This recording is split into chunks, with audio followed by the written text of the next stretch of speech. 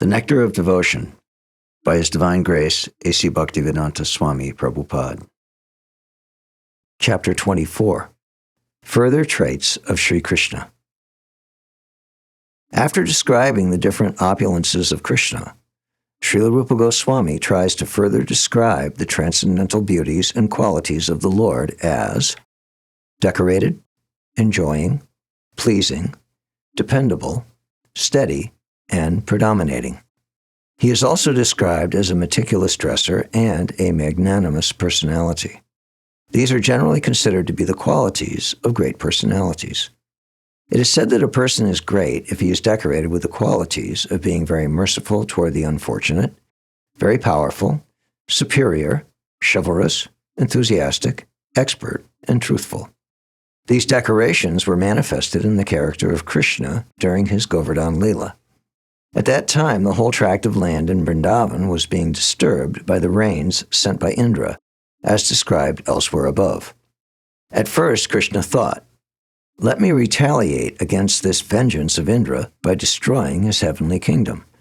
But later on, when he thought of the insignificance of the King of Heaven, Krishna changed his mind and felt merciful toward Indra.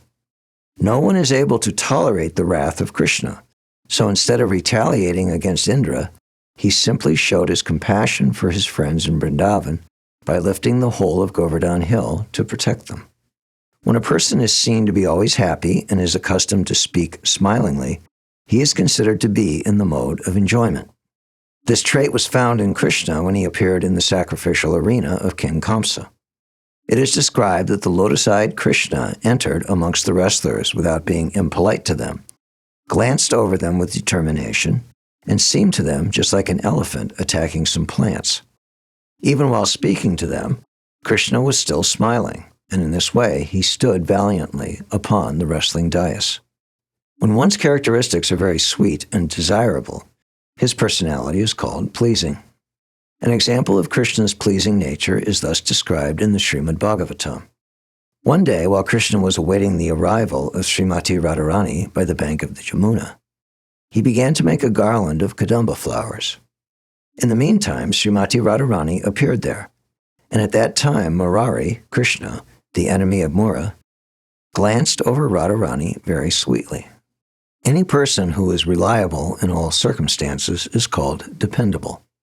In this connection, Rupa Goswami says that even the demons were relying upon the dependability of Krishna because they were confident that Krishna would never attack them without due cause. Therefore, with faith and confidence, they used to live with their doors wide open. And the demigods, although afraid of the demons, were confident of the protection of Krishna.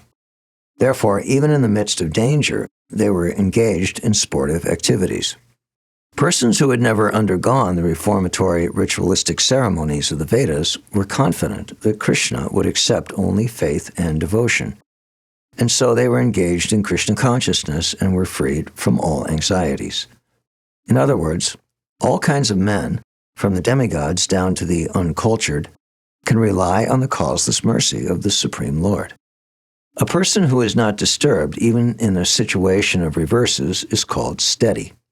This steadiness was observed in Krishna in connection with his killing the demon known as Bana. The Bana demon had many hands, and Krishna was cutting off these hands one after another. This Bana was a great devotee of Lord Shiva and the goddess Durga. Thus, when Bana was being killed, Lord Shiva and Durga became very furious at Krishna. But Krishna did not care for them. A person who can affect the mind of everyone is called predominating. As far as Krishna's predomination is concerned, in the 10th canto, 43rd chapter, 14th verse of Śrīmad-Bhāgavatam, Krishna is described thus by Shukadeva Goswami to King Parikshit. "My dear king, Krishna is a thunderbolt to the wrestlers. To the common man, he is the most beautiful human being. To the young girls, he is just like Cupid. To the cowherd men and women, he is the most intimate relative. To the impious kings, he is the supreme ruler. To his parents, Nanda and Yashoda, he is just a baby. To Kamsa, the king of Bhoja, he is death personified. To the dull and stupid, he is just like a stone. To the yogis, he is the supreme absolute truth. and to the Vrishnis, he is the Supreme Personality of Godhead.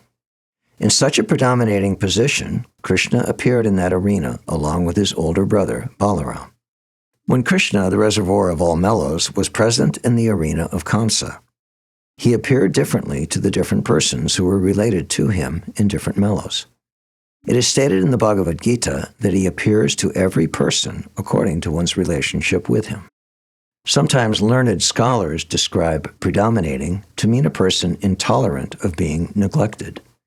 This peculiarity in Krishna was visible when Kamsa was insulting Maharaj Nanda and Vasudeva, asking Krishna's assistance in killing Kamsa. Krishna was glancing over Kamsa with longing eyes, just like a prostitute, and he was just preparing to jump at the king. A person who is very fond of dressing himself is called Lalita, or a meticulous dresser. This characteristic was found in Krishna in two ways. Sometimes he used to decorate Śrīmatī Rādhārāṇī with various marks, and sometimes, when he was preparing to kill demons like Arishtasura, he would take care to arrange his belt very nicely. Persons who can give themselves to anyone are called magnanimous. No one could be more magnanimous than Krishna because he is always prepared to give himself completely to his devotee. Even to one who is not a devotee, Krishna in his form of Lord Chaitanya is prepared to give himself and to grant deliverance. Although Krishna is independent of everyone, out of his causeless mercy he is dependent upon Garga-Rishi for religious instruction. For learning the military art, he is dependent upon Satyaki. And for good counsel, he is dependent upon his friend, Uddhava.